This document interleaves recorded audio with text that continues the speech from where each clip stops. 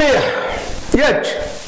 H16 news ಅರ್ಥಾತ್ ಸೀತಾರಾಮ್ಗೆ ಸ್ವಾಗತ. ನಾನು ನಿಮ್ಮವ MI ಅಥವಾ ಮಲ್ಲಪ್ಪ ಜೋತಾವರ್. ಆತ್ಮೀಯರೇ, DCC ಬ್ಯಾಂಕ್ ಬೆಳಗಾವಿದು ಇಷ್ಟಂದ್ರೆ ಸಾಕು, ಎಲ್ಲರೂ ಕಿವಿ ನಿಗರ್ತಾವಕ್ಕನ್ನ ಏನಪ್ಪ ಹೇಳ್ತಾ ಇದ್ದಾರೆ ಇವರು ಅಂತೇಳಿ. ಯಾಕಂದ್ರೆ ಈ ಬ್ಯಾಂಕು ರೈತರ ಬ್ಯಾಂಕು, ಇದು ಮೊದಲು ನಾವು ನೆನ್ಪಿಡಬೇಕು. ರೈತರಿಗಾಗಿದ್ದಂಥದ್ದು, ರೈತರ ಏಳಿಗೆಗಾಗಿ ಸರ್ಕಾರ ಸಹಕಾರ ಎರಡು. ಸರ್ಕಾರಗಳು ಸಹಕಾರಕ್ಕೆ ಹೆಚ್ಚು ಹೆಲ್ಪ್ ಮಾಡ್ತದೆ, ಸಹಕಾರ ಉಳಿಲಿ ಬೆಳೀಲಿ ಅಂತೇಳಿ.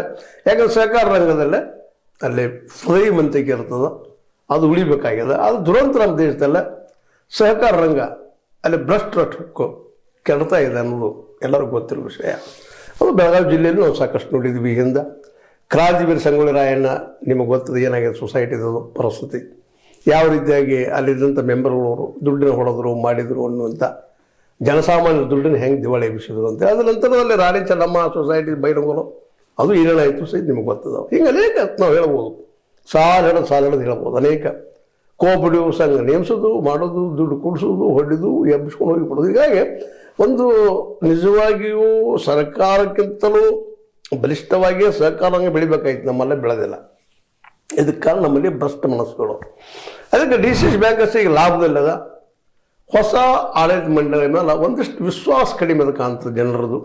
ಅದಕ್ಕಾಗಿ ಈಗಾಗಲೇ ಹಿಂದೆ ನಮ್ಮ ಡಾಕ್ಟರ್ ಮಹಂತೇಶ್ ನಮ್ಮ ಕಡಾಡಿ ಅವರು ಆರೋಪ ಮಾಡಿದಂಗೆ ಸಾವಿರಾರು ಕೋಟಿ ರೂಪಾಯಿ ಡಿಪಾಸಿಟ್ ತಕ್ಕೊಂಡಿದ್ದಾರಲ್ಲಿ ಅಂತೇಳಿ.